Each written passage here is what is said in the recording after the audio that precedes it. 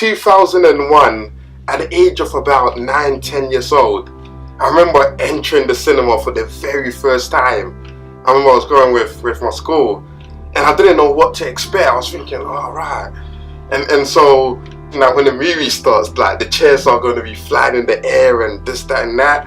And you know what? This was because my brothers and sisters lied to me, and I believed them, of course. And so I was like, oh wow, but it didn't take away the disappointment that the chairs were flying in the air, because it was so amazing, because the movie started and it came on the screen, Harry Potter and the Philosopher's Stone. This was the first movie of the Harry Potter series, which now goes on to many movies now. But that was the first one in cinema in 2001, and it was amazing because I was like, wow, this is my first time. But what I would go on to find out was that Harry Potter was adapted from a book written by this amazing person, JK Rowling. And even in my first experience of it, I thought it was quite an interesting concept, to be honest. See, JK Rowling is one of the best-selling authors of all time. She sold hundreds and hundreds of millions of books. Her Harry Potter books has transformed into movies, into theatres, into theme parks, into all sorts of merchandise and all sorts of things which have been so successful for her. But what's interesting is what most people fail to see, and this is something that really inspires me and I want to share with you. Because JK Rowling, born in England,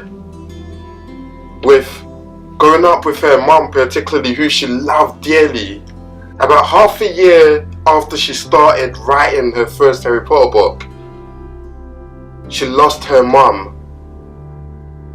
And this was such a huge impact on her, because her mum, who she loved so much, and she fell into some deep sadness and depression. It was such a struggle. But what is interesting is that in her reflection after writing the last of her Harry Potter book, she said something that's really, really powerful. And she said, "It is not too much of a strong statement to say, without my mum passing away, there probably wouldn't have been any Harry Potter books."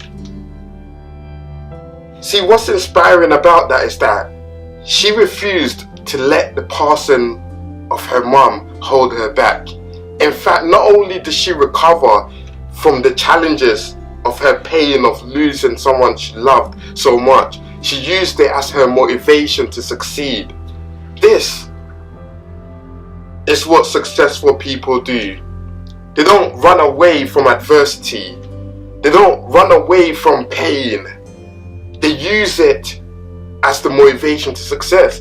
And what you'd find, if you are familiar with the Harry Potter movies or books, is that the theme of death is pretty much all over throughout, because she used her pain to motivate her to succeed. See, she recognized that, man, I can't just shy away from knowing that this is such a scar on my heart. So I'm going to use it to inspire and impact many. So she says that in every page of her Harry Potter book is filtered through her losing her mum. See, that pain, she used it as her gain.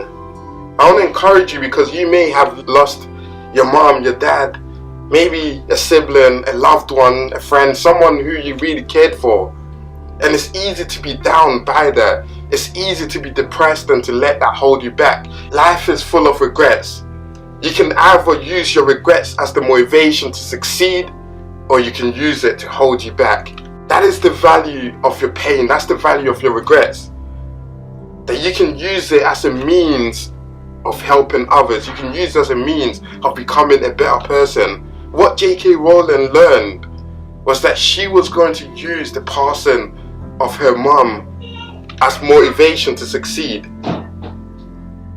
This is what successful people do. Use your adversity to propel you to much success.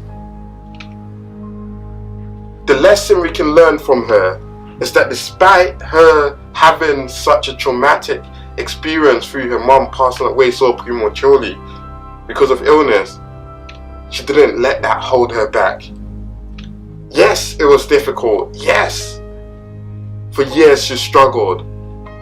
But you see, outbirthed this book which shattered so many records, outbirthed the Harry Potter books, because she recognized that she was going to use her pain as motivation for great success. This is CG1, and you have the seed of greatness.